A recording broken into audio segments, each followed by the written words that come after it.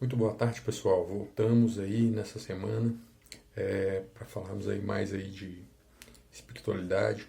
Eu espero que esteja tudo na paz de Deus com vocês aí.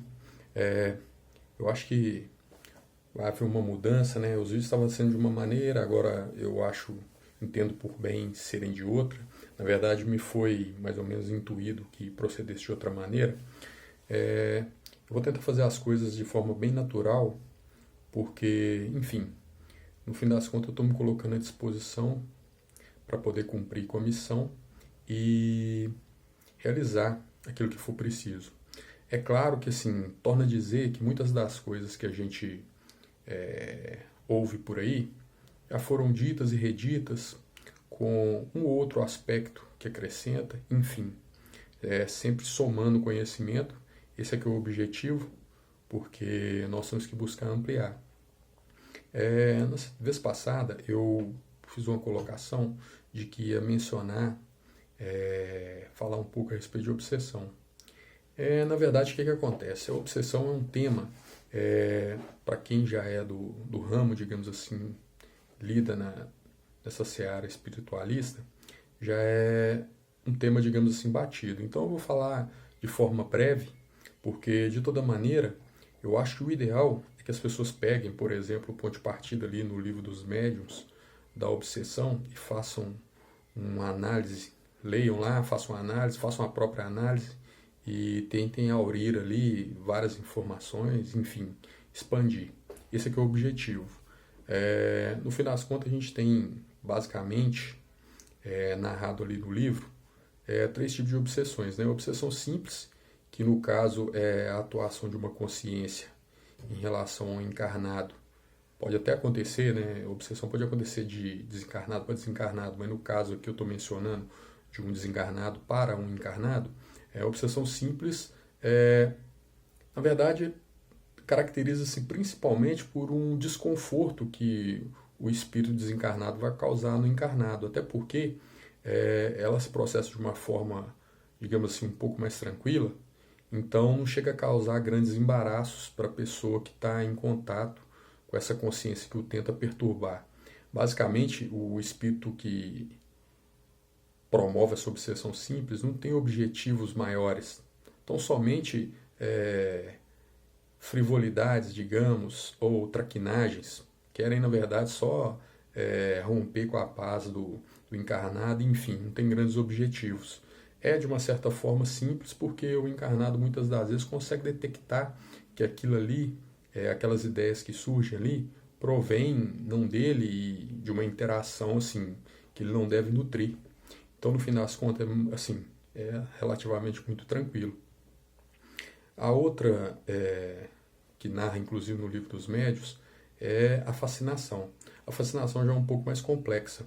O obsessor, ele já age com um pouco mais de conhecimento, habilidade, ardil, ludibriando a consciência do encarnado, que assim começa a ter atitudes assim impróprias, digamos, porque começa a agir sob a influência desse espírito que o maneja de forma magistral, que o domina, e começa, inclusive, a proferir dizeres ou realizar trabalhos de psicografia ou outro tipo de manifestação mediúnica endossado por esse espírito fascinador. Esse espírito age de forma a enganá-lo. Então, ele, por exemplo, enaltece o médium, ele faz com que o médium se afaste das pessoas que tentam abrir os olhos do médium. Ele exerce uma influência tamanha sobre o médium que o médium não consegue perceber, às vezes, a situação ridícula em que se põe. E acarreta muitos prejuízos, não tem dúvida. Esse sim já é uma interação com o espírito desencarnado que provoca muitos prejuízos. E nós temos até digamos assim, uma sequência para isso aí, que seria uma obsessão cujo nome correto seria subjugação. Aí sim, digamos que o poder do espírito obsessor do subjugador é, de certa forma, máximo. Ela vai ter as características do fascinador, só que num grau muito mais aumentado. Ou seja, a capacidade que o espírito, a capacidade que a pessoa tem de se livrar do jugo do espírito obsessor, do subjugador, ela é reduzidíssima. E ela pode, digamos assim, se manifestar tanto do ponto de vista da subjugação moral, né, que aí seria através das ideias, impondo comportamentos, impondo maneiras de ser que são impróprias da pessoa, né, que são manifestações da consciência que o domina, ou podem se manifestar, por exemplo, por meio de subjugação corporal, que aí o espírito, o domínio é tamanho que o espírito obsessor consegue, de uma certa forma, manipular fisicamente o corpo do obsidiado. E aí impondo aí diversos prejuízos, né, à moral daquela pessoa, que muitas das vezes é até consciente daquilo que passa, mas o controle é tão forte que ele não consegue fazer frente àquela ameaça. E essas são, digamos assim, as mais clássicas, né, que constam do Livro dos Médiuns, e muitos outros irmãos aí já comentaram a respeito delas. Vale a pena a gente fazer um estudo aprofundado, sempre é bom adquirir conhecimento. E o curioso, assim, questionam, por exemplo, da forma que se deve fazer para poder, digamos assim, vermos a pessoa livre dessa influência negativa, seja ela de uma ou tal maneira. No fim das contas, o resumo é: quão maior a frequência, a vibração, o amor, a luz que a pessoa tiver ou que a pessoa conseguir desenvolver, menor serão as influências ou os ataques desses. A ruptura, digamos assim, pode acontecer pela própria pessoa, porque a pessoa, elevando-se moralmente, elevando a sua vibração, elevando o seu amor, ela consegue romper com esse laço que se estabeleceu, porque esse domínio só se estabeleceu porque a frequência entraram em ressonância frequencial, tanto o obsessor quanto o obsidiado. O que permitiu foi justamente entrarem na mesma faixa de vibração. Uma vez rompida essa faixa, ou seja, desfeito esse laço vibratório, o controle cessa. É claro que nem sempre é fácil, justamente porque a pessoa que está passando pelo problema, ela às vezes é enganada, é ludibriada, tudo concorre para que ela se afaste da solução. Para que a pessoa procure resolver o problema, ela tem que pelo menos acreditar que o problema existe. Se ela não acredita que o problema existe, como é que ela vai ir atrás da solução? Dificilmente isso vai acontecer. É claro que quando ela chega ao momento de decidir, de se reconhecer que está com problema, uma casa espiritual muitas das vezes vai auxiliá-la. Só que o contato é estabelecido pela frequência. Mesmo ela indo até uma casa que vai, digamos assim, romper o vínculo, será que esse vínculo não se restabelecerá novamente? Porque se a conduta dela não mudar, o vínculo, seja com a entidade que estava, com o espírito que estava ou com outra, vai poder se restabelecer. E aí ela retorna ao ciclo, digamos assim, vexatório de problemas, de dificuldades, de milindres, porque ela vai estar novamente sujeita a estar sob o jugo de terceiros, ou seja, ela não responde por si, ela para de responder por si. Então, é importantíssimo procurar ajuda, reconhecer a necessidade de ajuda e principalmente elevar-se moralmente. Na verdade, o que vai definir é a elevação moral. Eu costumo dizer que um filme muito famoso, eles têm uma determinada medida lá, que, digamos assim, é como se ele produzisse uma aura energética de si, que ela toma muitas das vezes a feição de um animal, no filme ele toma a feição de um animal, e aquilo ali afasta o que seria, o que na minha visão fazem alusão aos obsessores. aquela luz produzida pelo imaginário da pessoa, quando ela reúne em si as lembranças positivas, os bons sentimentos e tal, é o que afasta. É análogo ao que deve ser feito com relação ao obsessor. Uma vez que a gente constitui uma blindagem de alta vibração, dificilmente estaremos acessíveis aos maus espíritos, ou aos espíritos que querem nos fazer mal. Na verdade, consolidaríamos aí com a alta vibração o contato com os bons espíritos. E aí, dificilmente se aproximariam espíritos tentando nos ludibriar, nos enganar, nos prejudicar de alguma maneira. É claro que, assim, a época da codificação, do Livro dos Médiuns, enfim, das obras do codificador, ele não poderia, talvez, mencionar a respeito de aparatos tecnológicos que são utilizados para obsessões. Essas, de uma certa forma, por influírem, ou melhor, por utilizarem aparelhos, tecnologia, digamos assim que poderíamos dizer que, para além das obsessões clássicas, que mais ou menos eu dei uma pincelada, são obsessões complexas, porque envolvem, além da intenção da consciência, artefatos que são desenvolvidos propriamente para provocar esses males. Até há uma menção aqui que ia fazer, se eu não me engano, Tambores de Angola, no livro de Robson Pinheiro, tem uma passagem lá que a personagem chamada Erasmino, ela sofre um tipo de obsessão complexa. Essa obsessão, no livro, eu posso ter errado o título, mas com certeza o autor, não errei, é um dos livros do Robson Pinheiro.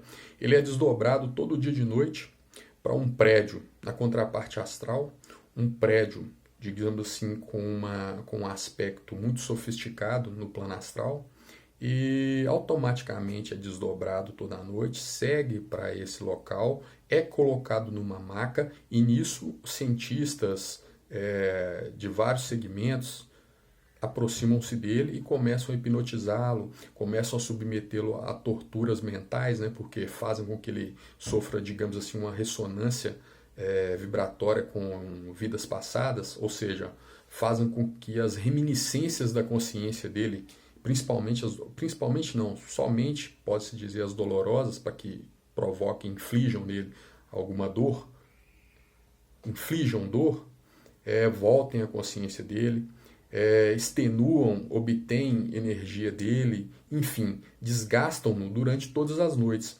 E isso se reflete na vida física, nos dizeres do livro, porque ele volta, a qualidade de vida dele toda vai embora, a saúde vai embora, enfim, é até um aspecto que remonta à questão da influência da saúde espiritual, corporal, uma interagindo com a outra.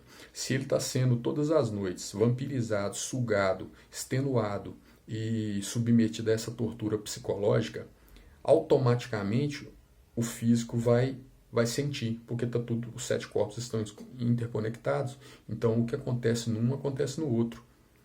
E dessa maneira ele vai definhando, até que um dia, salvo engano, que faz muito tempo que eu li o livro, ele consegue, através de um terceiro, uma luz, digamos assim, né, uma dica de que pode ser desfeito o processo, até porque, acho que vem até por uma amiga da mãe dele, que conhecedora da espiritualidade, né, e tendo ligação com a espiritualidade, diz a mãe dele algumas coisas e a mãe dele vai e acaba o levando para um lugar.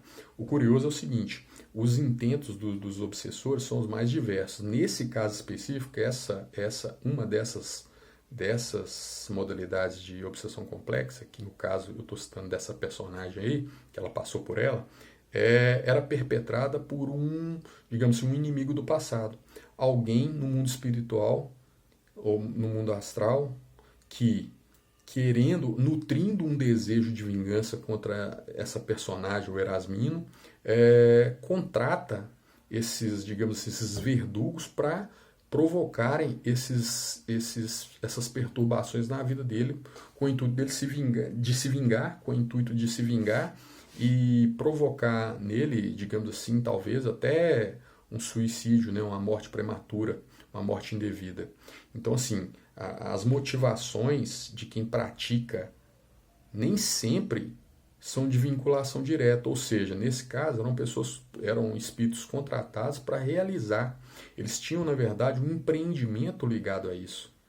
E aí a gente pode enveredar até por outras coisas. Na época também, quando surgiram as informações, mas que são todas condizentes com o que o codificador colocou em livros, a questão dos aparatos tecnológicos, da hipnose, dos microchips, das larvas, dos cascões, dos, dos ovoides, enfim, uma série de ações que os, digamos assim, os irmãos que até então se encontram equivocados aí desenvolveram para, digamos assim, inovar, sutilizar ou melhor, sofisticar os mecanismos de obsessão.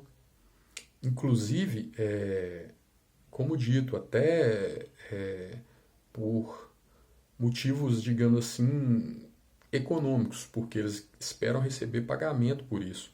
Não só pelo prazer que às vezes eles sentem por fazer, mas ainda esperam e combinam pagamentos, combinam os recebíveis, porque, como dizem, né, a energia vital, fluido vital, ele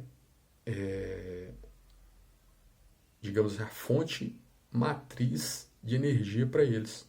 Eles só têm como movimentar, fazer acontecer e realizar as coisas que realizam através do fluido vital que extraem, do ectoplasma que extraem das pessoas, né? Então, por aí. O objetivo deles aí não é tão somente realizar o mal e obter algum ganho com isso também. E para aqueles que contrataram, né, ver-se vingados aí daqueles que eles tanto nutrem sentimentos ruins, né? Enfim, no fim das contas, as modalidades são inúmeras, eu acho que não se encerram por aí, eu acho que cabe um estudo detalhado a respeito. No fim das contas, a gente quer dar uma passagem aqui, porque muitas pessoas nunca ouviram, ou às vezes se ouviram, não ouviram com tanta atenção. A gente quer, na verdade, fomentar, chamar atenção para esses assuntos, para que as pessoas se inteirem dessas coisas. Porque pode ser que a pessoa não esteja passando por isso, mas alguém ao lado dela pode estar passando por um problema dessa natureza. Então, assim, o conhecimento, como diz uma pessoa que eu estimo muito, embora não o conheça pessoalmente, mas as falas deles abordam, acho que conhecimento é poder. No plano astral, conhecimento é poder. Quanto mais conhecimento nós pudermos adquirir aqui, maiores serão as nossas chances. Maiores serão as nossas chances no plano astral, porque nós teremos nas condições de nos defender. Inclusive, isso aí me faz lembrar de uma situação que eu vivi. Por quê? Eu mencionei que por volta de 2016 eu comecei a frequentar o meio espiritualista, digamos assim, inicialmente por meio de uma casa de Umbanda, que inclusive até hoje vou com uma certa frequência. E o que acontece? A partir dali eu comecei a frequentar, fui instruído em algumas coisas e, assim, com pouco tempo me foi dito que eu deveria, digamos assim, assumir as incumbências do que eu havia combinado no plano astral. E beleza, só que aí o tempo passou, as coisas foram caminhando, eu sem entender muita coisa, até aquele momento eu tinha digamos assim, um engajamento bem superficial, eu li alguma coisa, mas muito pouco, e frequentando, enfim, e, digamos assim, vivenciando aquilo ali de uma forma bem superficial.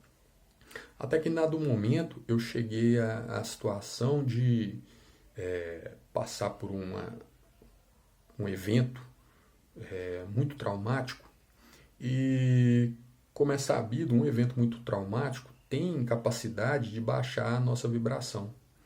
Eu acho que a minha vibração baixou demais no evento e a partir dali duas coisas aconteceram.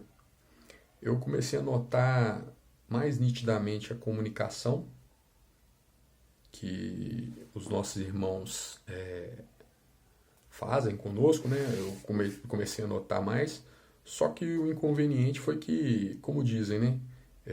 Eu liguei o rádio e automaticamente ele pegava todas as estações. Eu não estava sintonizado em nenhuma, digamos assim, ele pegava todas as estações. Então eu captava tanto os bons quanto os maus, quanto as más vibrações.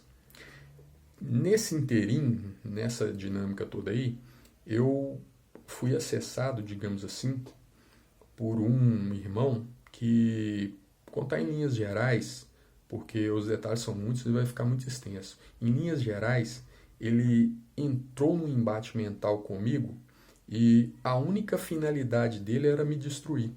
Por que eu digo que a única finalidade dele era me destruir? Primeiro, os dizeres deles eram todos depreciativos, não havia nada que se aproveitava. E outra, ele tentou inúmeras vezes durante um bom tempo, insuflando em mim a ideia de autoextermínio.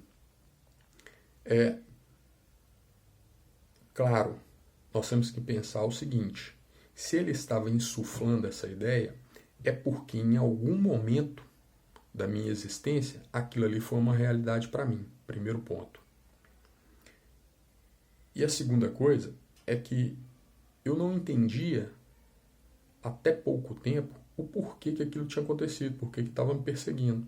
Porque se vocês pensarem, ele não era propriamente, ou melhor, sabendo recentemente, ele não era propriamente um inimigo meu do passado. Até porque o ano passado, salvo engano, o ano retrasado, não sei, eu, numa das consultas junto a uma entidade, a entidade mencionou que eu não tinha inimigos. Nesse momento da minha trajetória, eu não tinha inimigos. Então, ou seja, não era um inimigo que eu tinha criado um laço específico, talvez contra ele. Talvez não esteja ficando muito claro, mas a ideia é, não era alguém do passado que eu havia prejudicado durante as minhas existências que estava me perseguindo. Eu passei por essa perseguição sem entender muito na ocasião, mas já tinha algum conhecimento suficiente para não fazer qualquer bobagem. Posteriormente também, eu fiquei sabendo a respeito pela espiritualidade, que, por exemplo, aí já faz sentido a história do autoextermínio, porque, de acordo com eles, eu já fui um dia um samurai, e os samurais têm esse costume de que, quando submetidos a uma ofensa à imagem, quando o orgulho deles é ferido, eles tiram a própria vida. E era bem essa a tônica da conversa dele. Posteriormente eu fui entender, a conversa dele era me infligir muita vergonha, me rebaixando, me destruindo moralmente, digamos assim, era a tentativa dele, e colocando na minha cabeça a ideia de autoextermínio. E como eu falei, eu empreendi com ele, assim, digamos assim, uma guerra mental, e por fim, eu acho que ele percebeu que eu não me deixaria dobrar, eu não ia executar nada, até porque esse momento que eu acabei de citar de samurai já passou e não é o caso. Ficam as coisas boas. Pelo que me consta, faz muitos anos essa passagem de samurai, então eu já devo ter deixado esse hábito ou esse mau hábito do autoextermínio há muito tempo.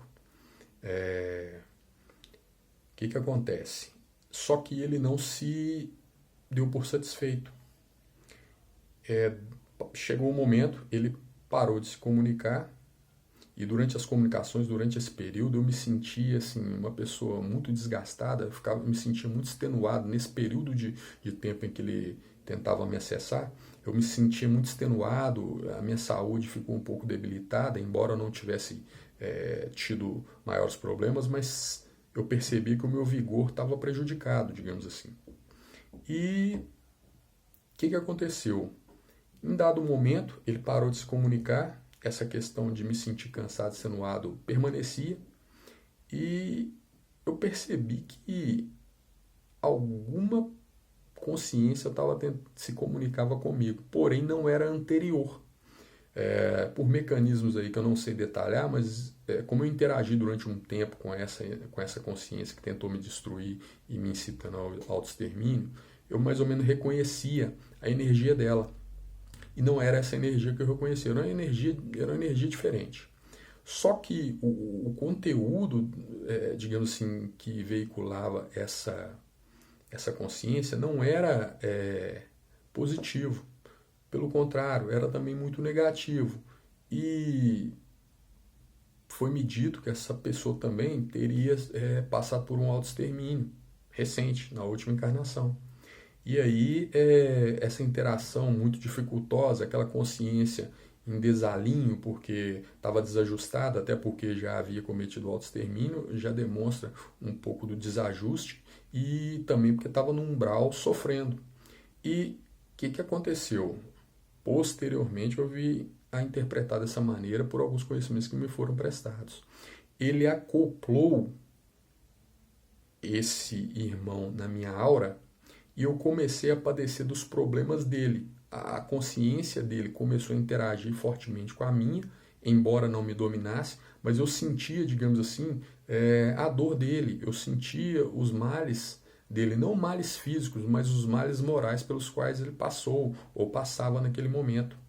E não obstante, a questão da minha saúde não ficou, graças a Deus, tão debilitada, mas só que eu sentia aquele cansaço, permaneceu aquele cansaço, aquela sensação de extenuado, a minha saúde ficava prejudicada, eu ficava alérgico com uma frequência muito alta e gripado, enfim, esses sintomas, assim, nada tão grave, mas eram constantes. Então, assim, saía de um, entrava outro, problemas estomacais, enfim. Mas por quê? Porque esse irmão que ele acoplou na minha aura, como estava no umbral e tendo passado pelo que passou, ele trazia muitos morbofluidos na aura dele. E esses morbofluidos se comunicaram com a minha aura e acabaram por, digamos assim, envenenar as correntes de energia do meu perispírito, o que provocou esses males todos que eu estou falando. Eu, tipo assim, passei por isso aí durante um bom tempo. Eu acho que posso dizer que toda essa história entre o primeiro momento, o silêncio e depois esse segundo irmão que ele acoplou, eu acho que deve ter girado aí em torno de um ano.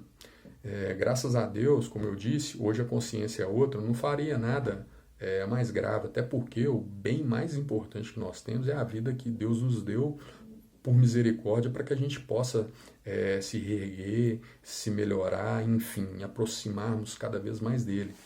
Então eu não fiz nada de mais grave, mas causava muitos transtornos e automaticamente essa interação causava transtornos para as pessoas, digamos assim, mais próximas também. Até que um belo dia eu criei coragem, falei com uma pessoa e me sugeriram de ir numa sessão lá na casa espírita que eu frequentava, nessa casa de Umbanda, e aí quando foi tudo que aconteceu. Aí tudo aconteceu. Eles até me disseram antes de fazer o procedimento que não fariam nada de mal com ele, porque não era a orientação da casa, enfim. Mas eu falei, na verdade, eu não quero que nada aconteça de mal para ele, eu não tenho nada contra ele. Pelo contrário, esse irmão que estava, eu sentia muita pena dele, eu tinha muita compaixão dele, eu queria que ele seguisse o caminho dele da melhor maneira possível, eu não queria que nada de mal acontecesse a ele. Eu queria que tanto eu quanto ele seguíssemos nossos caminhos desembaraçados um do outro, para que as coisas acontecessem e que ele encontrasse a luz, enfim, é o mesmo que eu queria para mim, eu queria para ele. E aí foi feito. Aí o irmão até deu passividade para esse que estava acoplado em mim, aí nós conversamos um pouco, ele falou até que digamos assim, me... Tipo, ele se sentia bem comigo, ele se sentia lisonjeado de estar comigo, mas não entendia o porquê que ele não conseguia se desvencilhar e que toda aquela situação estava acontecendo, ele não entendia, simplesmente tinham-no colocado ali e ele não tinha como sair, estava imantado na minha aura, enfim, ele se sentia muito bem comigo, mas não queria me prejudicar e foi assim. Aí desfizeram os laços, na hora lá, foi me pedido que eu imaginasse um portal de luz e que ele recebesse muita luz e seguisse o caminho dele, e assim eu fiz.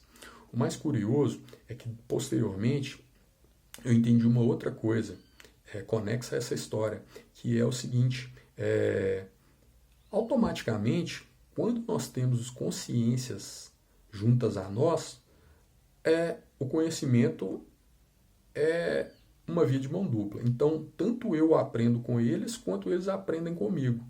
Depois eu fui pensar, depois de estudar mais algumas coisas e refletindo, que de uma certa forma essa lição foi muito positiva para mim e também foi para ele. Ambos, eu acredito, saímos melhores dessa situação. Eu, porque recebi um treinamento, digamos assim, um treinamento muito duro, mas válido, porque me preparou para outras situações, enfim, que eu já passei, já enfrentei e tantas outras coisas que às vezes acontecem aí que não cabe dizer agora, porque pela extensão do vídeo, mas eu posso dizer que o conhecimento surgiu para mim e para ele na nossa interação. Seja para que eu resista, seja para que eu tente me manter em vibração elevada para evitar esse tipo de situação, mas eu posso dizer com convicção, muitas das vezes assim parece que nós estamos cercados de irmãos e que interagem conosco, mas uma interação que eu posso categorizar como uma interação menos não, sem qualquer cunho de prejuízo. Porém, a gente, digamos assim, troca uma ideia e aí, pelo comportamento que eu expresso, pela ideia que eu expresso, eles aprendem comigo e eu aprendo com eles. Então, enfim, no fim das contas, dessas interações todas aí, desse treinamento, digamos assim, é que surge, né, os nossos melhoramentos. Num primeiro momento foi muito difícil, algo muito complicado, mas eu, assim, graças a Deus, consegui vencer. Essa história veio à tona recentemente do porquê que eu fui acessado por ele e a justificativa de porquê que ele me acessou e que não era um inimigo do passado. É uma coisa muito complexa de mencionar, mas como me disseram e eu acho ser a verdade, eu não vejo problema. No fim das contas, essa história se revelou para mim, porque até bem pouco tempo, estava até esquecendo desse ponto, até bem pouco tempo, essa primeira consciência que tentou me desmerecer e me induzir ao autoextermínio, até pouco tempo atrás, digamos assim, cerca de um ano, ele ainda tentava interagir comigo. Por que eu estou contando essa história? Pelo conhecimento que pode surgir daí. Vejam bem, eu orientado a ler vários livros, e tipo assim, livros diversos, enfim, até gosto muito de estudar e procuro, dentro das minhas possibilidades, estudar o máximo de tempo que eu puder. Só que eu peguei livros, posso até citar o nome, o Sublime Peregrino, Francisco de Assis, Sublime Peregrino do Hercílio Mais, o Francisco de Assis do João Nunes Maia e Paulo Estevão, por exemplo, para citar os três. E eu notei uma coisa, enquanto eu lia, por exemplo, Sublime Peregrino, narrando a vinda de Jesus ao orbe, em corpo físico e tal, por toda a admiração que eu tenho por Jesus, eu detectei, pela história de Jesus, pela conduta de Jesus, eu detectei que enquanto eu lia, algumas ideias negativas relativas a Jesus surgiam na minha mente assim do nada. Não era sistematicamente, mas volta e meia surgia uma. Só que, qual foi a minha conduta? A minha conduta foi de combater aqueles pensamentos o mais veementemente. Mas só que foi recorrente. Aí passei pelo Sublime Peregrino, na sequência peguei o São Francisco de Assis e por toda a narrativa da vida de Francisco de Assis, assim, é algo que empolga a gente, deixa a gente imbuído de um sentimento bom, assim como a de Jesus, de querer copiá-lo, de querer imitá-lo e tudo mais. as ideias continuavam a vir. E sempre acontecendo esses episódios, né? Essas pessoas com essa conduta ilibada, Jesus, Francisco de Assis, Paulo de Tarso, enfim, e algumas ideias negativas, como se quisessem desmerecer essas pessoas, surgiam. Mas eu já percebi e combatia veementemente, mas aquilo ali causava um certo incômodo, mas, digamos assim, eu já estava vacinado e conseguia me virar muito bem, sem maiores danos. Só que um belo dia, se eu não me engano, ou eu estava no Paulo Estevam ou eu estava lendo o Francisco de Assis, mas não importa qual dos dois, eu tive uma visão. Eu estava na minha casa, no domingo à tarde, lendo o livro, sozinho, tive uma visão. Só que essa visão, ela não aconteceu no plano físico. Ela aconteceu uma visão digamos, pelos olhos espirituais. Eu vi um irmão trajando uma armadura cravejada de pedras, que eu acredito serem esmeraldas, né? As pedras esverdeadas, era uma pessoa, era um homem, né? Com essa armadura de ouro, com pedras, cor de esmeralda, e sorrindo para mim, um sorriso bem assim cativante, sorrindo para mim, vindo na minha direção. E ao lado dele havia uma outra pessoa. Essa pessoa eu não cheguei a ver a face. O que eu via dessa pessoa é que ela usava um capuz preto, tinha uma pele com uma tonalidade em branco, já migrando assim para um cinza, uma cor bem esquisita, e essa pessoa estava algemada. Esse irmão da armadura sorriu para mim e ambos desapareceram. A partir daquele momento, essa interferência de quererem denegrir a imagem desses, digamos assim, desses ícones que eu citei aí, para citar alguns poucos, Jesus, Francisco de Assis e tal, acabou esse tipo de interferência. Eu não sofri mais por esse tipo de interferência. Posteriormente, o irmão da armadura se identificou e me explicou, não, na verdade, ele, em conversa com outro irmão, explicou o que tinha acontecido, mais ou menos a narrativa, e o negócio é que a partir dali, essa interferência de denegrir a imagem dessas pessoas, dessas personagens que eu citei, já não aconteceu mais. E aí, assim, é claro, né, a tranquilidade que isso oferece são inúmeras, um bem-estar muito grande. Eu lia, mas com uma desenvoltura muito maior, porque não tinha que interromper toda hora pela explicação ou pela interferência de terceiros. Isso aí que eu estou narrando é uma história que, digamos assim, ela tem um quê de obsessão complexa, mas que hoje ela é, digamos assim, especificada como sendo uma intrusão psíquica. Na verdade, se nós formos pensar, claro, existem os graus, mas uma obsessão que é a interação das consciências, ou melhor, que é a interação voluntária de uma consciência com uma outra no intuito de causar-lhe algum prejuízo, é uma intrusão psíquica, porque você começa a receber emissões conscienciais da outra pessoa que são negativas. Ele está interferindo na minha capacidade de, digamos assim, manifestar a minha própria consciência, introduzindo informações das dele, introduzindo informações voluntariamente, informações dele que tem na melhor das hipóteses, a intenção de me desequilibrar. Então, esse campo de estudo que hoje, digamos assim, nasce, que é sobre intrusão psíquica, nasce no sentido de que existe, digamos assim, com essa expressão intrusão psíquica há pouco. Mas se nós formos pensar, assim, o embrião da intrusão psíquica é o estudo das obsessões. Então, vale a pena a gente estudar sobre obsessão, caminhar no sentido de entender um pouco sobre intrusão psíquica, Porque, como eles falam, e como eu falei também, se nós somos como uma rádio e captamos várias faixas, nem sempre as informações que vêm nas faixas são positivas, mas nós vamos seguir quais? Até para que nós possamos discernir a respeito da faixa que nós vamos seguir, nós temos que ter conhecimento. E esse conhecimento de intrusão psíquica eu considero essencial para o modo de vida que nós temos hoje. Porque, como nós estamos passando por um momento de transição e os tempos são chegados, como diriam,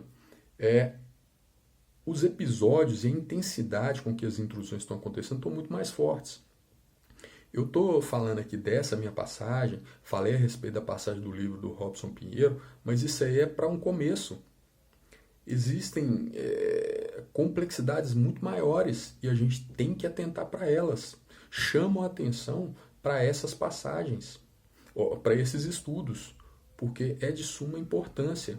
Agora, é claro que no corre-corre do cotidiano, a gente não tem muita oportunidade para pensar nisso. Poucos talvez vão ter acesso a esse tipo de conhecimento, e mesmo aqueles que têm acesso a esse tipo de conhecimento talvez não levam tanto a sério, porque é a famosa história. Como é uma ação perpetrada pelos invisíveis, as pessoas muito vinculadas ao material não conseguem às vezes perceber. Ou melhor, não dão a devida atenção, vivem as suas vidas sem qualquer preocupação qualquer preocupação dessa natureza.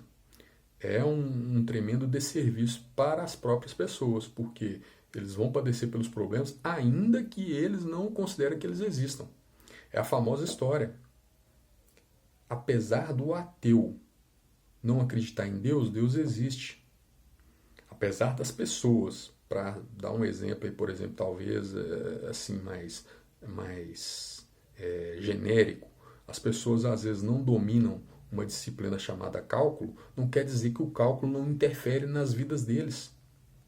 Apesar das pessoas não aceitarem os conhecimentos de mecânica quântica, que muitos irmãos aí discorrem sobre mecânica quântica de uma forma maravilhosa, a mecânica quântica continua existindo, interferindo e, digamos assim, é das maiores ferramentas que a gente pode lançar a mão para poder compreender o universo. Eu me lembro, tem certas coisas que a gente só vai ligando à medida que o tempo vai passando. Eu me lembro, eu devia estar com uns 17 a 20 anos, nessa faixa, né? Entre 18 e 20 anos por aí, a primeira vez que eu tive contato com um texto que falava sobre a teoria das cordas. Naquela ocasião, eu li o título do texto e não sei explicar o porquê, me chamou a atenção. Eu fui procurar saber, cheguei até a mencionar com alguns, só que talvez não fosse o momento daquelas histórias tomarem corpo para mim.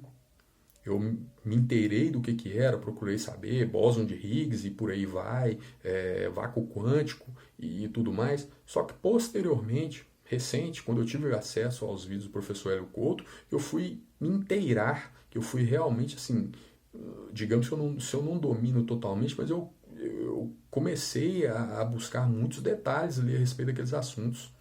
Eu, naquela ocasião, não entendia, mas já fazia provavelmente parte do que viria a surgir na minha vida, né, como surgiu, e eu tive interesse e tenho interesse e vou buscando. Enfim, embora a gente não aceite a mecânica quântica, ou melhor, alguns não aceitem a mecânica quântica, ela, como diria o professor, continua sendo a tecnologia que é subjacente ao celular, a satélite, enfim, essa tecnologia toda que a gente adquiriu aí ao longo dos últimos, 70 anos, mesmo não acreditando.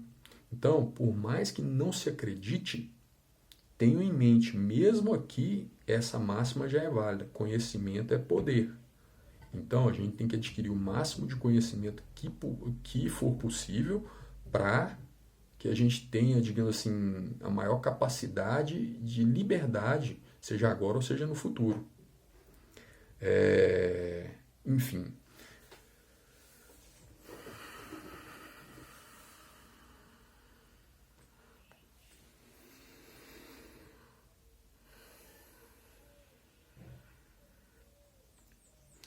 paz de Deus esteja conosco. Caboclo Pena Branca. Como foi dito num vídeo passado,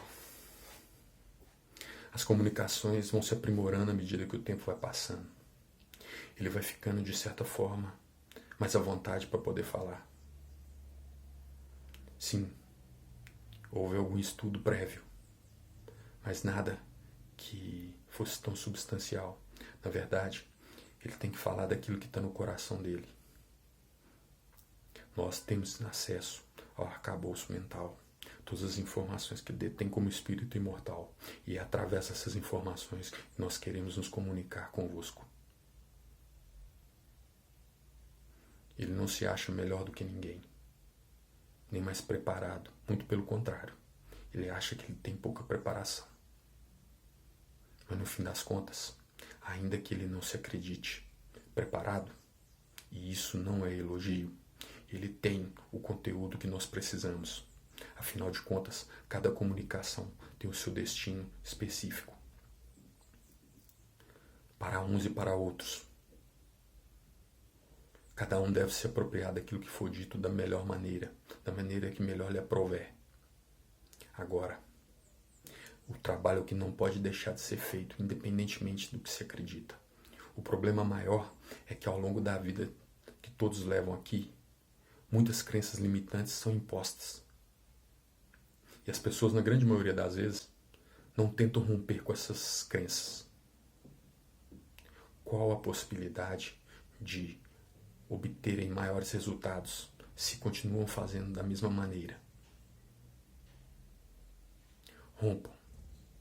Rompam os detalhes que vos aprisionam a essa realidade. Eu não vou me estender muito, mas busquem preparar-se para poder enfrentar de certa forma, para enfrentar melhor os desafios que vêm pela frente.